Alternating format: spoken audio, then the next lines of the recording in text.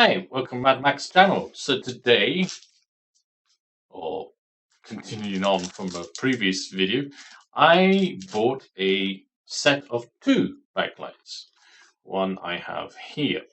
It came with these two Velcro wrap it around your leg so people see you kind of thing. Now considering it's coming up to winter, as you do, you replace it by lights. Now my previous one was a Cat Eye V100. Except for I had two of them because I like having double the power. Same as I bought two of these here. My old Cat Eyes, one of them had a dead battery and the other one had a dead LED. So, doesn't matter if it's a brand or not brand name, chances are it'll last 1 or 2 years and it'll bug up. It's simply the way the manufacturers make it. So obviously this one here came with freebie things. That's probably not the best of incentive. Here's some freebie things, just in case it's broken. So, talking about the product, it has a built-in battery. Really? USB charging, free switch mode, and 360 rotational bracket. Yes, now, when it came to the reviews of it, most people complained that it had a nut and a screw that allows it to turn, and this nut and screw can come loose and the thing falls off. Just tighten it up. So, aluminium body, indication distance 3 to 500 meters, 124 grams. Just to point out, this is not a light object. On high power between 3 and 6 hours. That's a very vague number. It uses a single 18650 battery. Very true. I have opened it up. I do like opening up products just to see it. And yes, it does run with a 24 milliamp 18650 battery. So if you were really geeky or you had a problem with it, you could maybe just replace the battery inside of it. Typical 3.7 volts. Waterproof rate IPX5. Wonder why, if that's the reason why they wrote down IPX5. Basically, if it's raining, just hope to God it doesn't leak into it.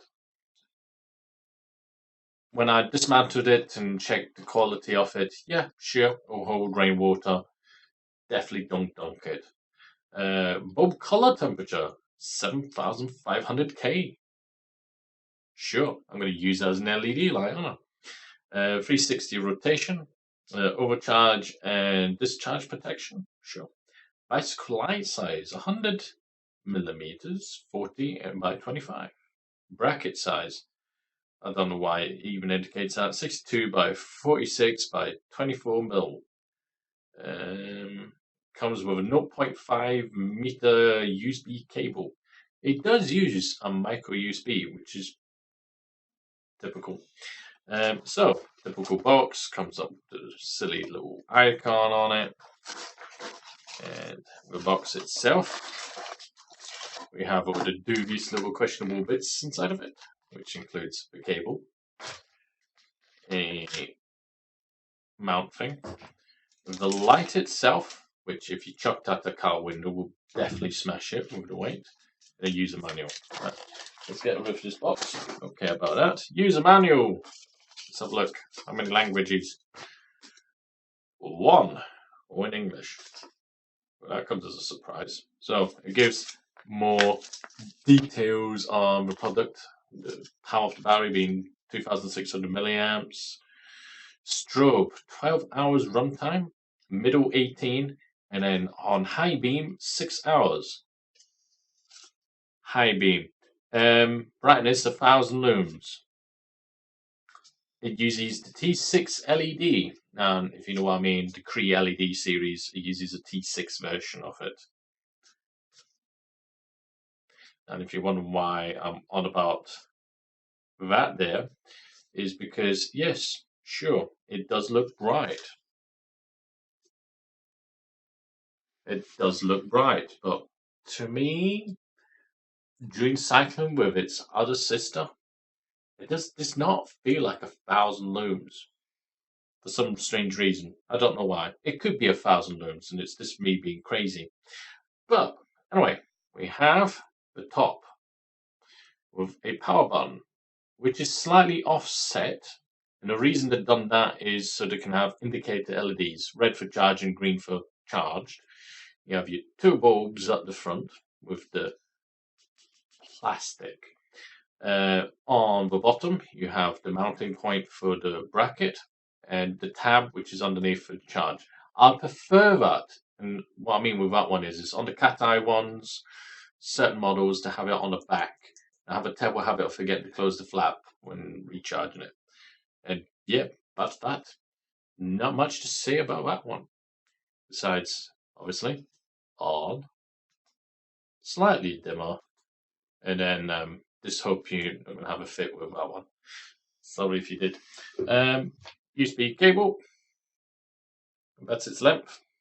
It's fine. And depending on where you plan to charge it. The mountain bracket. Now, this is the thing. You have a little loosener here to untighten it. It comes with 2 pieces of rubber. And I found out with my mountain bike that I couldn't even use the full one of this. This bracket here is not exactly what I'd call a large diameter. In fact, I don't even know what the diameter is. Does the manual even come up with it? Put it simple, without any rubber, I could have probably mounted it with no problems onto my mountain bike. I decided to cut the rubber thing in half just to have some rubber to stop it from slipping.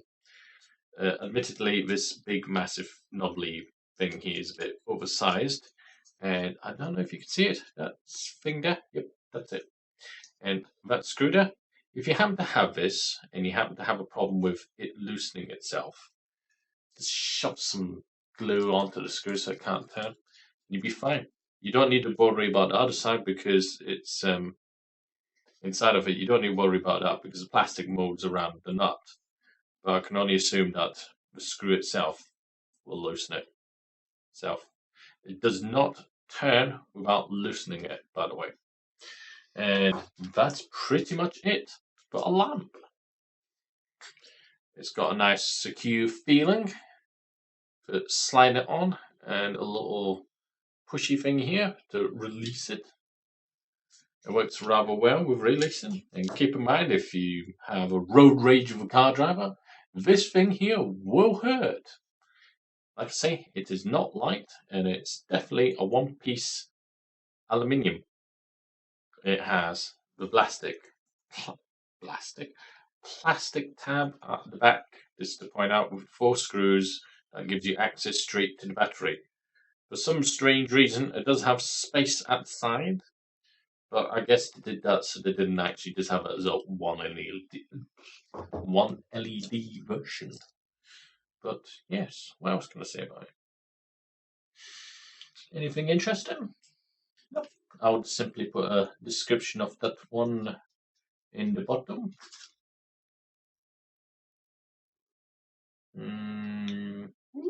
Do not irritate to the eyes. Keep away from flammable and explosive objects. Cool.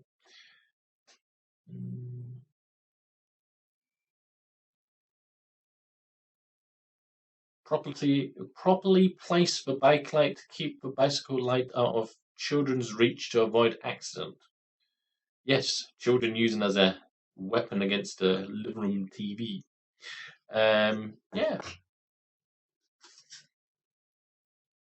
Yeah, nothing interesting on that at all. So, on that note, thank you very much for watching. Like I say, I'll put a description of that below.